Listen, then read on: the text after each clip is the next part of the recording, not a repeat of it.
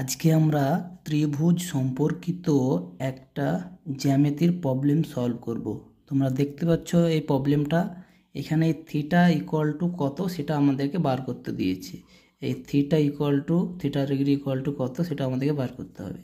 আর বলে দিয়েছে এই বাহুটা ইকুয়াল টু এই বাহুটা, আর এই তিনটে কোণের মান বলে দিয়েছে। তাহলে আমরা থিটা ইকুয়াল টু কত ডিগ্রি সেটা আমাদেরকে বার করতে দিয়েছে। তো দেখো এটা একটা সরলরেখা, তাহলে একটা সরলরেখা মানে কত ডিগ্রি কোণ হয়? 180 ডিগ্রি। তো আমার দেখো এই তিনটে কোণ আর এই কোণটা, এই চারটে কোণ যোগ করলেই তো আমার একটা সরলরেখা হবে। তাহলে একটা সরলরেখা মানে 180 ডিগ্রি। তাহলে আমরা যদি 180 ডিগ্রি থেকে তিনটে কোণের মান বিয়োগ করে দিই তাহলে আমরা এই কোণটা পেয়ে যাব। তাহলে কি করব, আমার এক সরলরেখা মানে 180 ডিগ্রি, সেখান থেকে যদি আমরা এই তিনটি কোণ অর্থাৎ এই 60 ডিগ্রি, 30 ডিগ্রি এবং 25 ডিগ্রি বিয়োগ করে দিই তাহলে আমার কি এই কোণটা পেয়ে যাব। তাহলে 60, 30 আর 25 বিয়োগ করে দিলে কত হয়? 180 থেকে এই তিনটা যোগফল কত হয়ে যাচ্ছে বলো তো? 60 আর 30 কত হয়?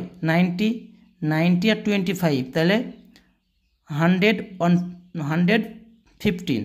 তাহলে কত হয়ে গেল? 115 ডিগ্রি। তাহলে 180 থেকে 115 বাদ দিলে কত হয় দেখো?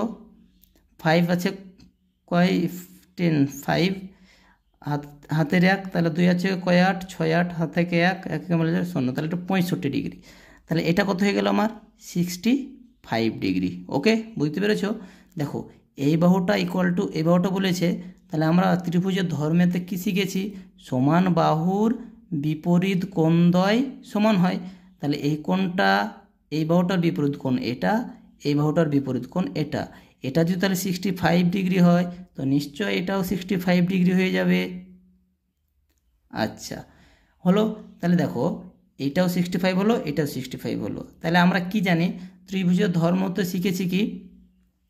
দেখো কোনো ত্রিভুজের একটি বহিস্থ কোণ, মানে ত্রিভুজের বাইরে যে কোণটা হয় সেটা বহিস্থ কোণ। এই বহিস্থ কোণ সমান আমরা কি পাই?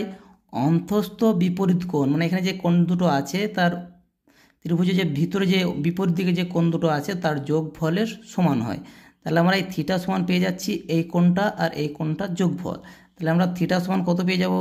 থিটা ডিগ্রি সমান আমরা কত পেয়ে যাব? 65 ডিগ্রি প্লাস 65 ডিগ্রি। তাহলে কত হয়ে যাবে? 65 কত হয়? 130 ডিগ্রি। এই তো আমাদের হয়ে গেল।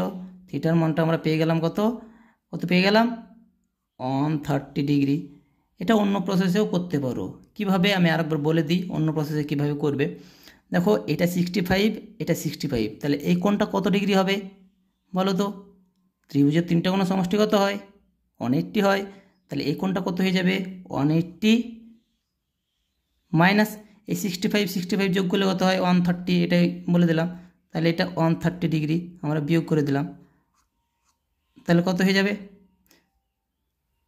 50 ডিগ্রি হয়ে যাবে। দেখো 80 থেকে 30 কেটে 100 কেটে গেল, তাহলে 80 থেকে 30 বিয়োগ করলে কত হয়? 50 ডিগ্রি।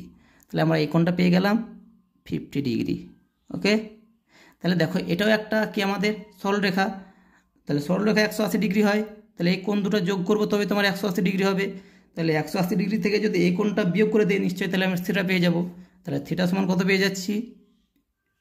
180 ডিগ্রি অর্থাৎ 180 ডিগ্রি বিয়োগ 50 ডিগ্রি, তাহলে কত হয়ে যাচ্ছে?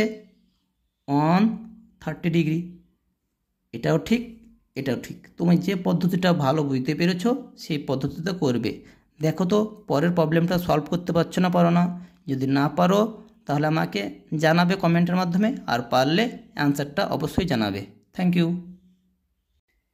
এই প্রবলেমটা তোমরা সলভ করে আমাকে কমেন্টে অ্যান্সার জানাও। এই বাহুটা ইকুয়াল টু এই বাহুটা, ওকে? তাহলে আর এই থিটা ইকুয়াল টু কত? থিটা ইকুয়াল টু কত এটা তোমরা করে আমাকে কমেন্টের মাধ্যমে জানাবে।